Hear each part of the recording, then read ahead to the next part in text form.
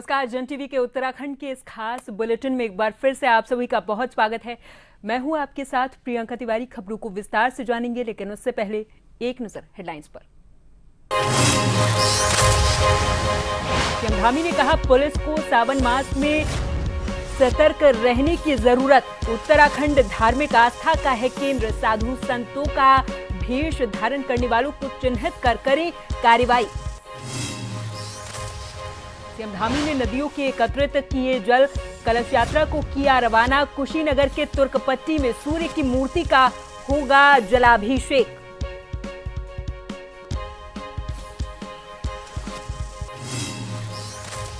Dehradun police की बड़ी कार्रवाई। भारी मात्रा में विस्फोटक सामग्री बरामद। 125 किलो डायनामाइट किया जब्त। 3 आरोपियों को किया गिरफ्तार। डोईवाला में किशोरी की मौत से मचा हड़कंप। राजीव नगर में भारी तनाव। हिंदू संगठनों ने दोषियों के खिलाफ सख्त कार्रवाई की मांग की।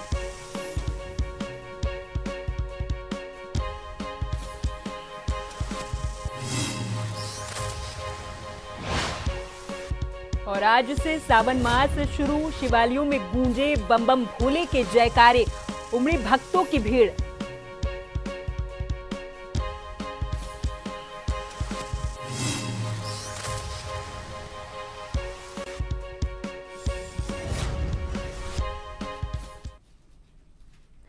और अब कुछ खबरें सावन से जुड़ी हुई।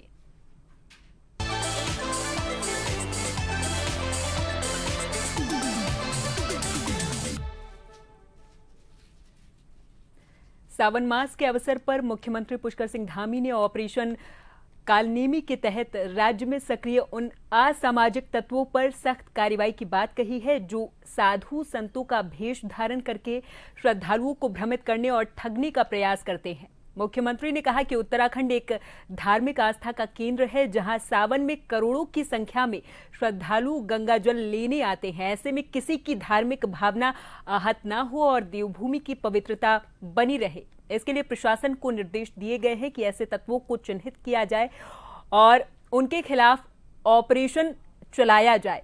उन्होंने कहा कि सरकार ऐसे सभी लोगों को बेनकाब कर देगी जो भेष बदल कर लोगों की आस्था से खिलवाड़ करते हैं।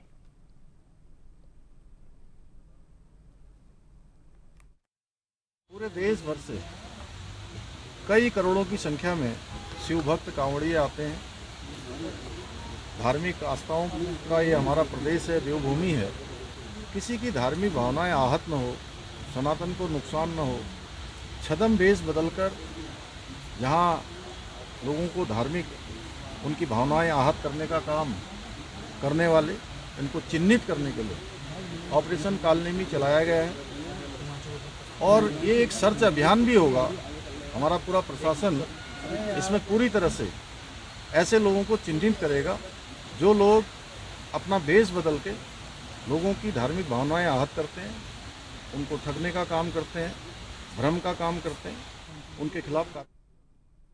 कुशीनगर जनपद के तुर्कपट्टी में आयोजित होने वाले गुप्तकालीन भगवान सूर्य की मूर्ति के जलाभिषेक के लिए संपूर्ण देश से लगभग 151 पवित्र नदियों का जल एकत्रित किया जा रहा। उसी क्रम में देवभूमि उत्तराखंड की पवित्र नदियों से एकत्रित जल की कलश यात्रा को उत्तराखंड के सीएम पुष्कर सिंह धामी ने अपने आवास से रवाना किया।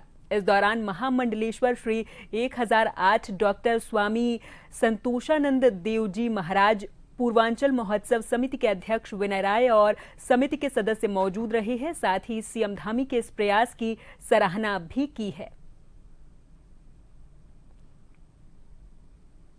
ये बहुत पवित्र काम है, बड़ा पुण्य काम है और सच में बड़ी अद्भुत परिकल्पना है कि हमारी सभी प्रमुख नदियों का जल यहाँ से देवभूमि से सूर्य भूमि की ओर प्रस्थान कर रहा है और ये बहुत बड़ा पुण्य का कारण बनेगा। ऐसी शुरुआत तो हमने जीवन में पहली बार देखा कि हिंदुस्तान में जितनी भी बड़ी बड़ी नदियां हैं उनका जल लेकर के यहाँ से आप लोग गोरखपुर में कुशीनगर में जो प्रोग्राम हो रहा है, तीसरा प्रोग्राम शायद है, ऐसा लोग बहुत ही लोग कम करते हैं। जो आप लोग ये यात्रा निकालेंगे आजमगढ़ से वहाँ कुशीनगर तक, ये यात्रा देवभूमि से हम लोग लखनऊ तक पहुंचेंगे, सारा जल लखनऊ में इकट्ठा होगा।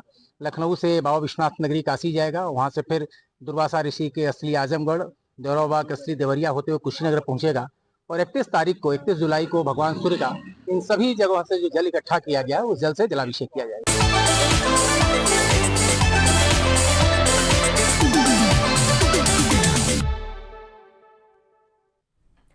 मुख्यमंत्री पुष्कर सिंह धामी ने मुख्यमंत्री कार्यालय को पत्र भेजा और अपनी समस्या बताने वाले फरियादियों से बातचीत करते हुए अधिकारियों को उन पर उचित कार्रवाई के निर्देश दिए हैं। डोईवाला तहसील के शेरगढ़ निवासी कर्मचंद ने शिकायत दर्ज करवाई थी कि उनके खेत के लिए आने वाली सिंचाई नहर टूट गई है, जिस कारण सिंचाई का संकट खड़ा हुआ है।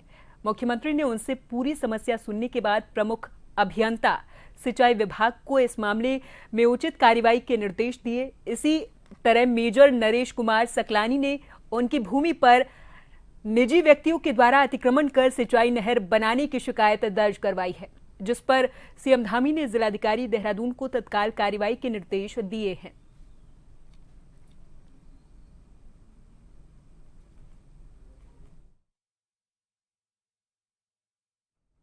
तो वहीं सीएम पुष्कर सिंह धामी ने सचिवालय में वर्ष 2026 में मां नंदा देवी राज्यात यात्रा की तैयारियों के संबंध में समीक्षा बैठक की। इस बैठक के दौरान अधिकारियों को यात्रा मार्गों की समय से मरम्मत, सुरक्षा, रेलिंग की स्थापना, सभी प्रमुख पड़ावों पर प्राथमिक चिकित्सा केंद्र, एम्बुलेंस और टेलीमेडिसिन सेवाओं की व्यवस्था सुनिश्चित करने के निर्देश उन्होंने दिए हैं। यात्रा के दौरान स्थानीय लोक कलाकारों, ग्राम पंचायतों और स्वयंसेवी संस्थाओं को यात्रा से जोड़ने के साथ ही पारंपरिक सांस्कृतिक प्रस्तुतियों का प्रोत्साहन दिया जाएगा। सभी विभागों को आपसी समन्वय के साथ एक व्यापक कार्य योजना तैयार करके 2025 के अंत तक जमीनी स्तर पर सभी तैयारियां पूरी करने के निर्देश दिए गए हैं।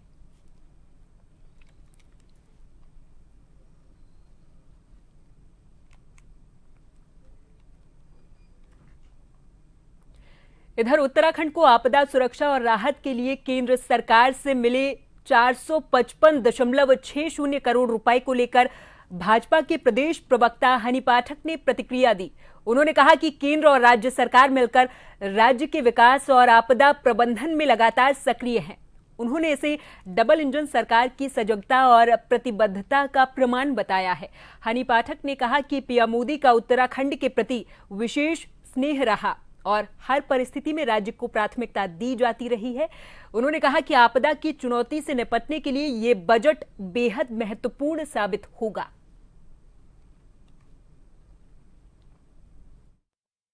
केंद्र सरकार और राज्य सरकार मिलकर उत्तराखंड में कार्य कर रही है। ये कहा जा सकता है कि डबल इंजन की सरकार पूरी तरीके से उत्तराखंड में अपने कार्य में लगी हुई है और जिस प्रकार से केंद्र सरकार ने सजगता दिखाते हुए 455 करोड़ रुपए का बजट आवंटित किया भूस्खलन और आपदा को लेकर, बहुत ही सराहनीय। ये जिस प्रकार से हमारे यशस्वी प्रधानमंत्री श्री नरेंद्र मोदी जी का लगाव लगातार उत्तराखंड से बना हुआ है और हर समय, हर परिस्थिति में, हर विपदा में, हर कार्य में जिस प्रकार से हमारे प्रधानमंत्री जी एकदम तुरंत खड़े रहते हैं यहाँ पर उत्तराखंड की मदद के लिए, वो बहुत ही ज्यादा धन्यवाद ज्ञापित करते हैं हम सभी उनको इसके आपके माध्यम से।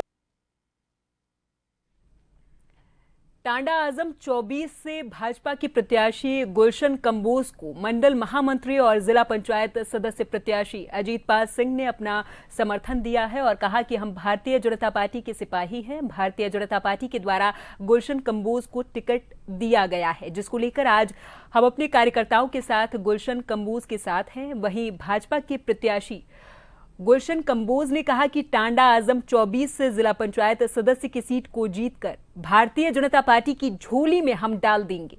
वहीं क्षेत्रीय विधायक अरविंद पांडे ने कहा कि भारतीय जनता पार्टी का सिपाही हर कार्यकर्ता गुलशन कंबोज के साथ है। सदस्य टांडा आजम जिसका नंबर है 24, उस सीट पे भारतीय जनता पार्टी ने अपना प्रत्याशी गुलशन कंबोज को बनाया है। मौके पे इस समय हमारे मंडल के महामंत्री जो हैं अजीतपाल जी, ये पहले इस सीट से जिला पंचायत सदस्य मौके पे अभी तक थे। आज पार्टी ने गुलशन कुमार को अपना प्रत्याशी बना लिया है। ऐसी अवस्था में अजीत पाल जी जो हमारे मंडल के महामंत्री हैं बीजेपी के और मौके के इस समय निवर्तमान जिला पंचायत सदस्य भी हैं, इन्होंने अपने छोटे भाई गुलशन कंबोज को चुनाव जिताने के लिए इन्होंने नॉमिनेशन भी किया था अपना खुद का, अजीत पाल जी ने, लेकिन इन्होंने अपना समर्थन भारतीय जनता पार्टी के पक्ष में गुलशन कंबोज को किया है। रामनगर से खबर, जहां बीती 9 जुलाई को ग्राम कांडा बेताल घाट निवासी एक 48 वर्षीय महिला जो कि अपने घर से रामनगर अपने रिश्तेदारों में आई हुई थी लेकिन वापस घर नहीं पहुंची। इस महिला के बारे में बताया गया कि रानीखेत रोड पर बस से उतर गई थी और घर से रामनगर में रहने वाले अपने किसी रिश्तेदार के यहां आई थी, लेकिन ये महिला ना तो रामनगर में अपने रिश्तेदार के यहाँ पहुंची है और ना ही वापस अभी तक अपने घर पहुंची। परिजनों के द्वारा महिला की काफी खोजबीन की गई लेकिन उसका कोई पता नहीं चल पाया है। परिजनों ने इस घटना की जानकारी रामनगर कोतवाली पुलिस को दी और लापता महिला को सकुशल बरामद करने की मांग की है।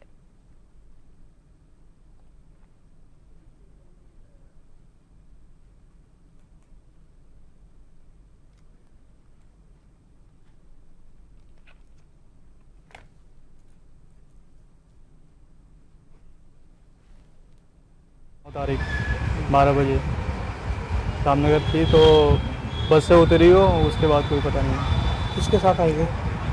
आई तो अकेले थी, वो दीदी के पास आई थी इलाज कराने रामनगर में? हाँ जी, 9 तारीख को। 9 तारीख। तो रामनगर में कहाँ से लापता हुई?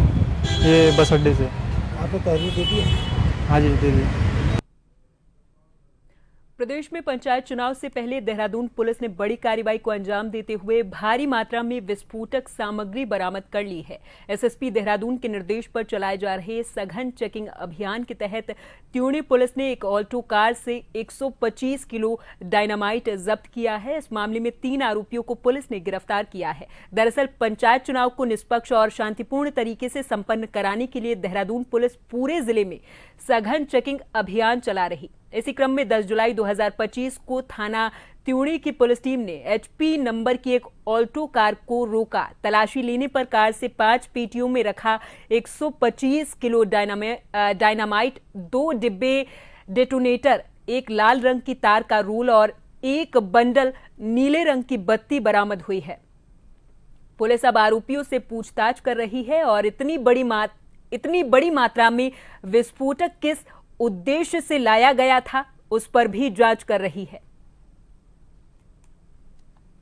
जानकारी पूछताछ में निकल के आया कि कालसी थाना क्षेत्र में सरकारी एक प्राइवेट मैगजीन भी है जो अधिकृत लीगली जो मिली हुई, जहां से इस तरह के विस्फोटक पदार्थों को जो है परिवहन करने के लिए वहाँ पर वैलिड कागजों के साथ ही वो अलग रहती है। साथ ही साथ इसको ले जाने के लिए भी अलग से वैन इसमें होनी चाहिए, बट इसमें प्राइवेट तरीके से इस तरह से अनाधिकृत रूप से ले जा रहे थे। इस पर पूछताछ के बाद इनको गिरफ्तार कर लिया गया। विस्फोटक अधिनियम में मुकदमा लिखा गया कि 3 व्यक्ति जो थे इसमें 2 लोग सिरमौर के रहने वाले हैं और एक शिमला का निवासी है। अभी तक प्राथमिक जानकारी मिला है कि वहाँ पर कोई गाँव में एक रोड का काम होने वाला था जहां पर इस विस्फोटक को अनाधिकृत तरीके से यूज़ करके उस रोड को बनाया जाना था। समस्त जानकारी के लिए हमारी टीम ने शिमला में भी संपर्क किया है। डोईवाला के केशवपुरी बस्ती की एक किशोरी की मौत एक रहस्यमयी परिस्थिति में हो गई थी, जिससे केशवपुरी राजीव नगर क्षेत्र में भारी तनाव फैल गया था। इस घटना के बाद से लोगों में गुस्सा फूट पड़ा और उन्होंने सड़क जाम किया है, कोतवाली का घेराव और पुलिस से झड़प जैसे उग्र विरोध प्रदर्शन किए हैं। तो वहीं आज हिंदुवादी संगठनों के नेतृत्व में सजनी को श्रद्धांजलि देने के लिए बड़ी संख्या में लोग एकत्रित हुए थे। लोगों ने इस दुखद घटना पर गहरा शोक जाहिर किया है और शासन और प्रशासन से न्याय की मांग करने के साथ ही पीड़ित परिवार को उचित सहायता और घटना की उच्च स्तरीय जांच करवाई जाए, ऐसी मांग की है।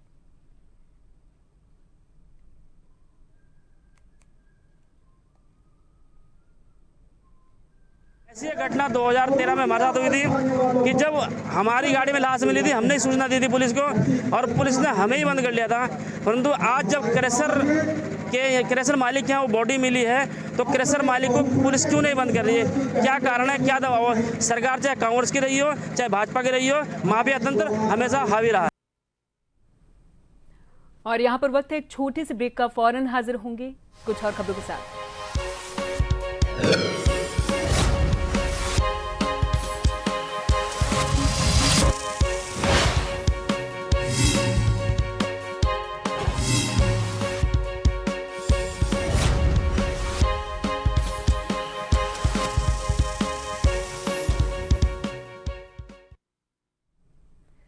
ब्रेक के बाद एक बार फिर से आप सभी का बहुत स्वागत है। अगली खबर की ओर करेंगे। भ्रष्टाचार मुक्त उत्तराखंड प्रादेशिक जन जागरण मंच के द्वारा उत्तरांचल प्रेस क्लब देहरादून में एक प्रेस वार्ता आयोजित की गई, जिसमें मंच के संरक्षक कुंवर जपेंद्र सिंह ने कहा कि मुख्यमंत्री धामी ने बीते 2 वर्षों में भ्रष्टाचार के खिलाफ जो सख्त और साहसिक कदम उठाए वो ऐतिहासिक है। शासन और प्रशासन से लेकर अलग अलग क्षेत्रों में लिप्त 200 से 250 भ्रष्टाचारियों को जेल भेजने की कार्रवाई ने राज्य में नया संदेश दिया है। जनता और सामाजिक संस्थाओं ने मुख्यमंत्री के इस ईमानदार छवि और निर्णायक कार्यशैली की सराहना की। 13 जुलाई को सुबह 11 बजे ऊर्जा भवन के पास उनका भव्य सम्मान समारोह आयोजित करने का निर्णय लिया था। पिछले 2 वर्षों से उत्तराखंड के अंदर जिस तरह से माननीय मुख्यमंत्री जी ने भ्रष्टाचार के खिलाफ कड़ा रुख अपनाया है और अपनी दृढ़ इच्छा शक्ति को दिखाते हुए 200-250 के लगभग भ्रष्टाचारी चेहरों को सलाखों के पीछे पहुंचाने का काम किया है, चाहे उसमें बड़े चेहरे थे, छोटे चेहरे थे, शासन प्रशासन में लिप्त, भ्रष्टाचार में लिप्त लोग थे या अन्य क्षेत्रों से लोग थे, तो उन सब के खिलाफ जो कड़ी कार्रवाइयाँ हुई हैं उसे देखते हुए देहरादून की समस्त धार्मिक व सामाजिक संस्थाओं ने माननीय मुख्यमंत्री जी का एक सम्मान समारोह 13 तारीख को 11 बजे से नाथ पैलेस निकट ऊर्जा भवन में आयोजित किया है। अनेकों काम उत्तराखंड की सरकार और माननीय मुख्यमंत्री जी ने किए हैं और जनता ने और सामाजिक संस्थाओं के पदाधिकारियों ने, कार्यकारिणी की एक ये भावना थी कि भ्रष्टाचार के खिलाफ हम सब लोग भी एक मंच पर आकर काम करें और अपने माननीय मुख्यमंत्री के भ्रष्टाचार के खिलाफ उठाए जा रहे कदमों का समर्थन भी करें और उन्हें सहयोग भी करें। भाजपा संगठन में लोकतांत्रिक मूल्यों की एक बार फिर से गूंज सुनाई दी है, जब उत्तराखंड समेत पूरे देश में पार्टी के आंतरिक चुनाव उत्साहपूर्वक और पारदर्शी तरीके से संपन्न हुए। प्रदेश में भी मंडल, बूथ, जिला से लेकर प्रदेशाध्यक्ष पद तक नेतृत्व का चयन बिना किसी विवाद के शांतिपूर्वक हुआ है। भाजपा के मीडिया प्रभारी मनवीर चौहान ने इसे संगठन की मजबूती और आंतरिक लोकतंत्र की जीत बताया। उन्होंने कहा कि महेंद्र भट्ट का निर्विरोध प्रदेश अध्यक्ष चुना जाना इस बात का प्रमाण है कि संगठन में एकता और विश्वास की भावना गहराई तक है। भारतीय जनता पार्टी के जो संगठन पर्व है पूरे देश में और हमारे उत्तराखंड राज्य में भी बड़े हर्षोल्लास के साथ मनाया गया और हमारे राज्य में ये भी एक अच्छी बात है। संगठन के लिए एक अपने आप में एक अच्छा माना जाता है जब संगठन का जो हमारा लोकतांत्रिक तरीके से जिस तरह से चुनाव हुआ है, चाहे हम मंडल अध्यक्षों की बात करें, बूथ अध्यक्षों की बात करें, जिला अध्यक्षों की बात करें, उसके बाद प्रदेश अध्यक्ष चुनाव होता है, तो ये एक स्वच्छ परंपरा संगठन में भी मानी जाती है और उसी के तहत उत्तराखंड राज्य के प्रदेश अध्यक्ष का चुनाव हुआ है और निर्विरोध रूप से हमारे आदरणीय महेंद्र भट्ट जी को निर्विरोध प्रदेश अध्यक्ष बनाया गया। मुख्यमंत्री के निर्देश पर जिलाधिकारी सविन बंसल आपदाग्रस्त सुदूर गांव बटोली की भीषण पगडंडी पार करके ग्रामीणों से मिले हैं। उन्होंने कहा कि प्रशासन हर समय ग्रामवासियों के साथ है। अतिवृष्टि से तबाह शेरू खाला मार्ग को प्रशासन ने रातों रात दुरुस्त करवाया है। सभी 96 परिवारों को 4-4 हजार रुपए प्रतिमाह किराए के लिए करीब 3.84 लाख का एडवांस चेक मौके पर दिया है। 15 दिन में हेलीपैड निर्माण की तैयारी, गर्भवती महिलाओं और शिशुओं की निगरानी के लिए एएनएम की तैनाती, बच्चों की पढ़ाई के लिए स्कूल के पास किराए का घर लेने की सलाह और 3 महीने का खर्च भी दिया है। डीएम ने 20 सोलर लाइट अपने कोटे से मंजूर करके तुरंत राहत कार्यों का निर्देश दिया है।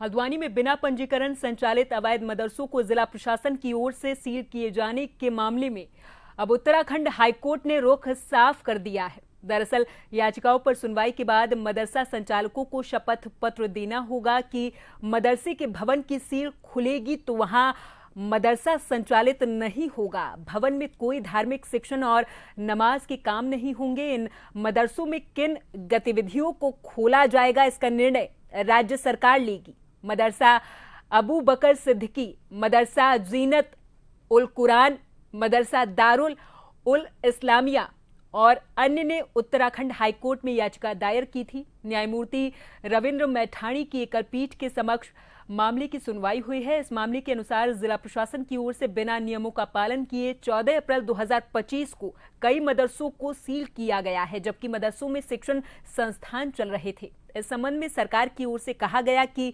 मदरसों का संचालन अवैध तरीके से किया जा रहा था।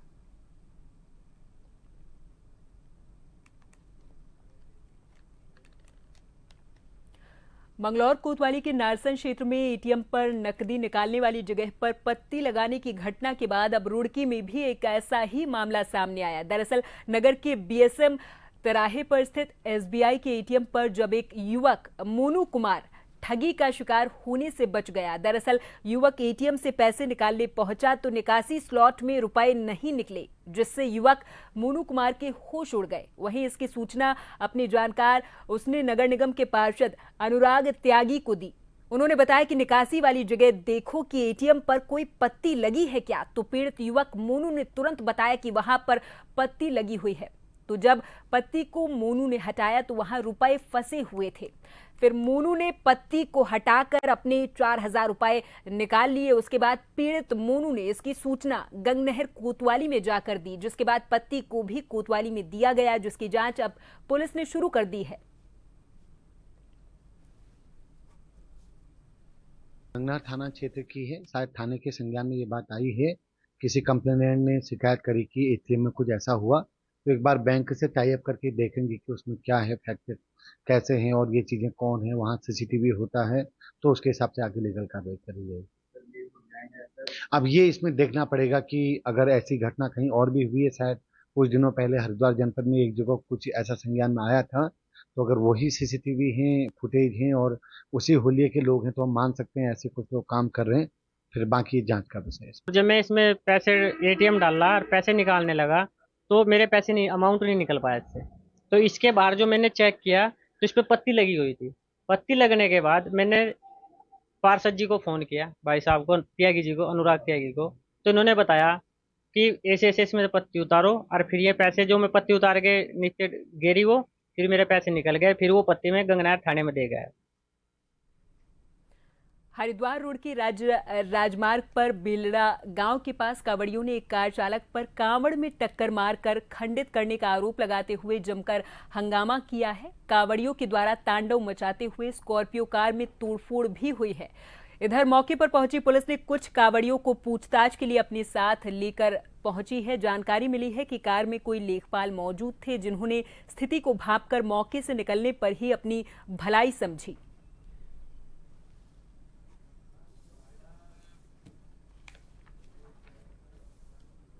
और इसी के साथ इस बुलेटिन में फिलहाल के लिए मेरे साथ बस इतना ही। आप देखते रहें जन टीवी। नमस्कार।